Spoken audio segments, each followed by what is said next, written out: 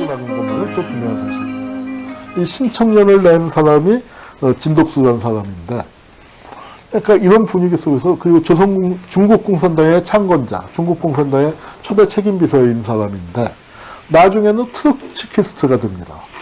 이 진독수는 우리가 기억을 해둬야 할 게 뭐냐면, 김산이 나중에 트로츠키스트파로 몰려서 죽기 때문에, 김산의 죽음과도 깊은 관련이 있어서 우리가 기억을 해둬야 할 사람이에요.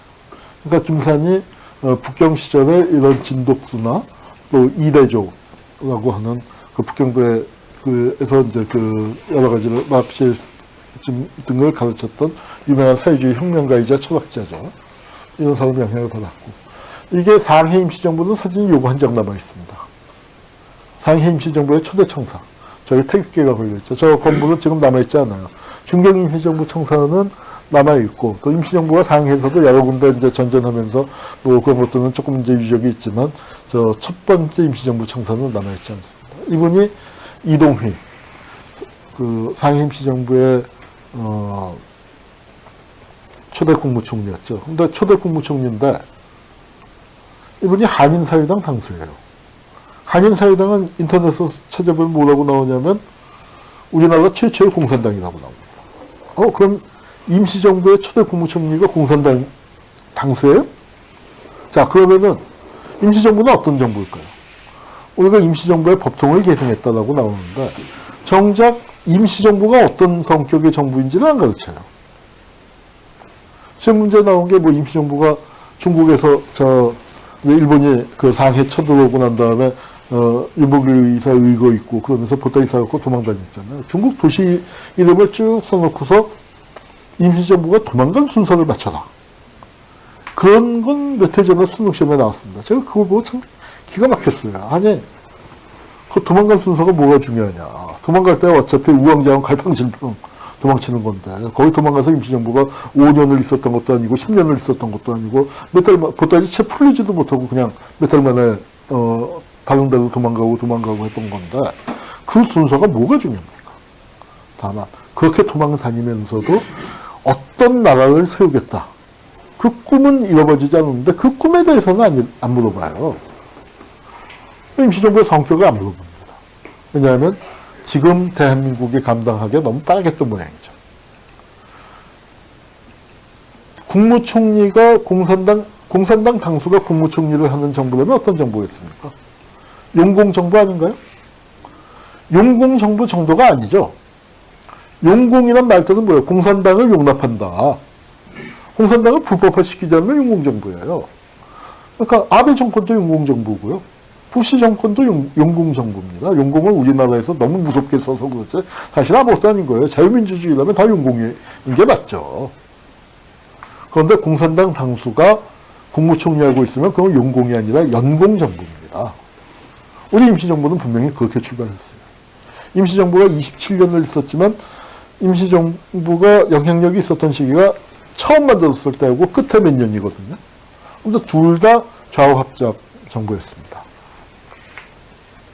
그리고 이제 이 독립신문을 만들었고, 김산도 이 독립신문에서 일했죠.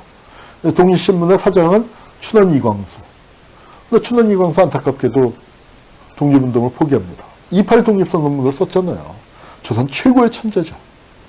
3.1 독립운동 선언은 이광수와 쌍벽을 이루는 6당 추남선이 있었습니다.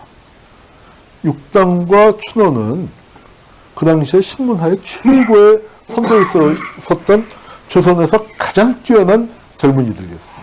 그 젊은이들이 감옥 갈 각오하고 28 독립선언문 쓰고 3.1 독립선언문 썼던 거예요. 근데 안타깝게도 어떻게 됐습니까? 춘원이고 6당이고 다 나중에 친일 변절을 했어요. 저 똑똑한 사람들, 한때 독립운동에 몸바쳤던 사람들이 왜 그렇게 됐을까요? 독립운동 할 만큼 했습니다. 근데 저분들은 뭐가 부족했을까요? 민중에 대한 신뢰가 없었어요. 지식인들이 중심인 세계관을 갖고 있었습니다. 그런데 지식인들 다 아는 사람들 다 끌어모아서 독립운동 세게 했거든요. 그런데 독립이 안 되잖아요. 그렇게 했을 때 우리가 무엇이 부족한가? 맞아, 민중의 힘을 조직하지 못했구나. 그런데 민중은 무지몽매하고요. 이 사람들이 딱 위에 서서 굽어보면서 계몽해야 할 대상이지. 저걸 언제 깨우쳐서 주식하고 하느냐. 지식인들 중심의 사고방식을 가졌습니다. 그리고 일본에 대한 견해가, 저 둘 다 일본에 유학을 했었던 사람들인데, 일본에 대한 견해가 달랐어요. 그리고 그거는 다른 게 당연했다고 생각을 합니다. 그 시대 분위기에서. 일본은 두 가지 얼굴을 가졌어요. 하나는, 우리는 지금 기억을 하는 게, 우리를 침략하고 지배했었던 그 제국주의의 얼굴을 기억을 합니다만, 또 한편에서 당시의 지식인들, 일본의 침략이 노골화되기 이전에는, 갑신정변만 하더라도 일본하고 손잡고 어떻게 세상을 바꿔보려고 한 거 아닙니까? 그걸 갖다가 김옥균은 일본의 본질을 꿰뚫어보지 못한 친일파다. 뭐, 이렇게 비판을 해서는 좀, 저는 그 당시 역사 상황하고 안 맞는다고 생각해요. 너무 그 뒤에 있는 일을 갖고 앞에 거를 미리 재단하고 평가하는 건데, 일본은 또 한편으로는 우리가 따라 배워야 할 모델이에요. 우리도 일본처럼 빨리 개화하고 문명을 받아들여서 건설해서 선진국으로 나아가야 한다 하는 의식을 당시의 지식인들 왜 안 가졌겠습니까? 그런데 이 두 가지 사이에서 갈등을 하는데, 두 가지는 다 현실로서 존재하는 겁니다. 그런데 이제 독립의 측면으로 넘어가서 28 독립선언, 3.1 독립선언 하면서 열심히 싸웠는데 독립 안 돼요. 안 되겠구나. 우리가 그럼 독립을 하려면 힘을 더 키워야 한다. 힘을 키우려면 조선민족을 개조해야 한다. 민족 개조론으로 빠지잖아요. 그러면서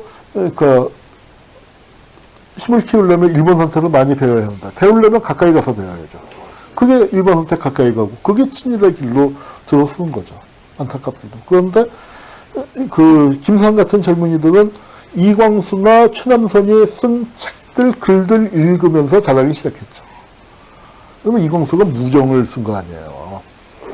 그러니까 우리가 무정 같은 작품을 좀 대단히 높이 평가해야 한다고 생각해요. 지금 문학으로서 보면은 구성이나 어떤 평가를 내릴지 모르지만 적어도 문체의 면에서 본다면요. 여러분, 우리 지금 미국 고등학생들한테 셰익스피어 원문 주고 읽으라고 하면 읽는데 문제 없어요. 다 읽습니다. 약간 표현이 고투가 있어서 그렇지. 이하는데 고등학교에서 평균적인 고등학생들 읽는데 문제 없어요. 그런데 우리는 어때요? 송강 정철 갖다 주면 못 읽죠. 다산 갖다 주면 못 읽죠. 전혀 못 읽죠. 그만큼 우리는 단적이 있었던 거예요. 세종대왕이 한글을 만들었지만 그 한글로 책을 쓰고 글을 쓰고 못했단 말이에요. 홍길동전 겨우 소설 썼고, 그 다음에 궁중소설, 여인들 관찰, 언문이라고 천대받았었죠. 그걸 처음으로 논설로 쓰기 시작한 게 서재필이 만든 독립신문. 서재필은 영어 쪽을 했고, 이제 실제로 우리말로 신문을 낸 건 주시경과 그의 제자들이죠. 얼마 전에 이제 말모이라는 영화도 나왔었습니다만. 그러면서 독립신문에서 처음 논설 쓰기 시작한 게 1896년 아닙니까? 그러고서 불과 20년이 채 안 돼서 무정 같은 소설이 나온 거예요. 근데 지금 무정은 읽어보면은 이제 그런 책이 좀 많이 들어가 있긴 하지만 아름다운 우리말이죠. 그러니까 이광수 같은 사람들, 최num선 같은 사람들 기여가 대단히 크고, 김상 같은 사람은 그 자장 밑에서 크기 시작을 했는데, 예컨대 김상과 같은 젊은이들, 그렇게 잘난 사람들 입장에서 볼 때 이광수나 최남선이 변절을 하고 친일을 했다면 그게 얼마나 큰 충격이었겠습니까? 우리 시대로 얘기한다면 이영희 선생님 같은 분이 독재정권에 아부를 했다고 하면 우리가 그럼 얼마나 충격을 받았겠어요. 우리의 사상의 은사라고 우리가 하는데, 이광수나 최남선의 친일은 그런 겁니다. 김상 같은 세대는 그런 아픔을 겪으면서 이제 스스로 커나가는 거죠. 그때 김산이 만났던 사람으로서 기록이 나와 있는 게 도산 안창호 선생. 아마도 우리 독립운동 진영에서 개인의 인격을 두고 얘기하면 첫 손가락에 꼽힐 분입니다. 안창호의 정치 노선에 대해서는 김산도 반대해요. 준비는 저렇게 해갖고 언제 준비를 하겠냐. 그러나 안창호를요, 정치 노선으로 반대하는 사람은 무수히 많습니다만 인격자 안창호를 비판하는 사람은 없어요. 임시정부, 우리가 그 임시정부의 한계 같은 것들도 지적을 해야 합니다. 올해가 이제 100주년이기 때문에 우리가 다 좋은 점만 얘기하는데, 저는 안창호 선생이 참 인격자다 생각하는 게 상당히 모욕적인 취급을 받았음에도 불구하고 임시정부의 단결을 만들어내는 게 안창호예요.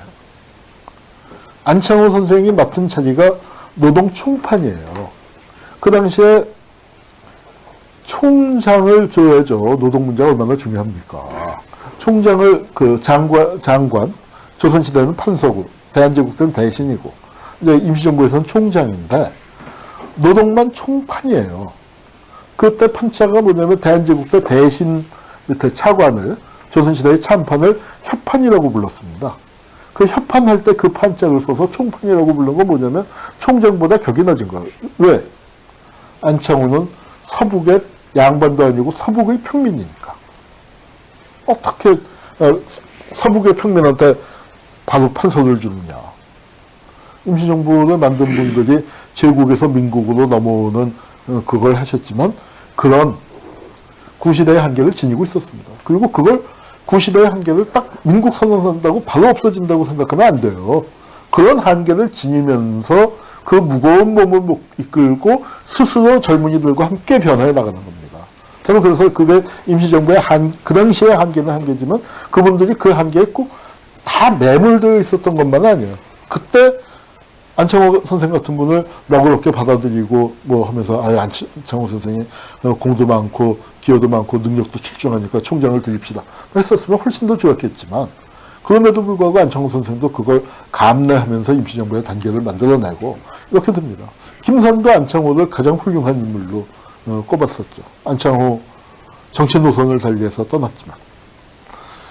그리고 그 당시에는 우리 혁명가들은 80년대 운동권은 톨스토이 안 읽었죠. 근데 그 시대 운동권들은 톨스토이 많이 읽었습니다. 이런 인본주의 사고들. 그러니까 좀 뭐랄까 김선 세대만 하더라도 그러니까 저는 제가 7, 8학번이에요. 그래서 70년대로 치면은 끄트머리고 대학은 80년대에 군대 갔다 와서 80년대 386들하고 같이 다니고 했는데 정서가 좀 달라요. 70년대하고 80년대하고 다른데 우리 운동사도 보면 20년대에 운동 시작한 사람들하고 30년대에 시작한 사람들하고 정서가 많이 다른데 20년대에 시작한 사람들, 김상 같은 그런 사람들은 톨스토이 많이 읽었습니다. 30년대에 가면은 저거 부르주아 작가로 해서 안 읽는 거죠. 근데 그런 인본주의적인 토양, 인간에 대한 깊은 이해, 이런 게 깔려 있었다는 점이 20년대 활동가들에게서 또 이제 30년대와는 좀 다른, 30년대는 바로 혁명적 막스주의로 직행을 하는 거고, 20년대 세대들 또는 그 윗세대들은 볼셰비즘, 나중에 사회주의자가 된다 하더라도 오랜 방황 끝에 사회주의로 가는 거고요. 그때 김선이 만난 사람이 누구냐면 그 김선의 친구로 지낸 게 상해 조선인 황제라고 전해지는 바로 김염. 그러니까 그 당시에 중국의 최고 스타, 그렇죠? 최고 스타였는데 바로 조선 사람이었는데 이 김염이 민족주의자였고 조선 사람들과 친하게 지냈고 그 김상 아리랑에 보면은 재밌는 얘기가 나와요. 저분이 달리기를 잘했대요. 육상 선수. 그래서 어디 체육대회에 나가서 이제 뛰는데 그 우리 뭐 릴레이 경주 같은 게 참 그 어렸을 때 운동회할 때 제일 인기잖아요. 거기서 마지막 주제로 나가서 역전을 해갖고 이제 쫙 들어와서 그러니까 조선 사람들이 신나서 이제 막 뛰는데 그걸 보고 중국 사람이 이제 지고 난 다음에 야유를 했나 봐요. 아, 조선 사람 잘 뛴다 했더니 왜 잘 뛰느냐? 주구배니까 잘 뛰지. 주구란 말이 있잖아. 영어로 표현하면 러닝덕. 그러니까 앞잡이로 그 사냥꾼 앞에서 막 달려나가는. 그래서 그걸 이제 주구라는 표현인데 당시 조선 사람들에게는 제일 모욕적인 표현이죠. 그 얼마나 모욕적이겠어요. 이 사람들은 독립운동을 하기 위해서 간 민족주의 청년인데 일본 제국주의 주구라고 하니까. 뭐야 하고서 이제 엄청난 패싸움이 벌어졌다 이제 하는 얘기가 아리랑에 나옵니다. 이제 김염의 스틸컷들이고요. 김염의 그 여동생은 조선의용대에서 활동했습니다.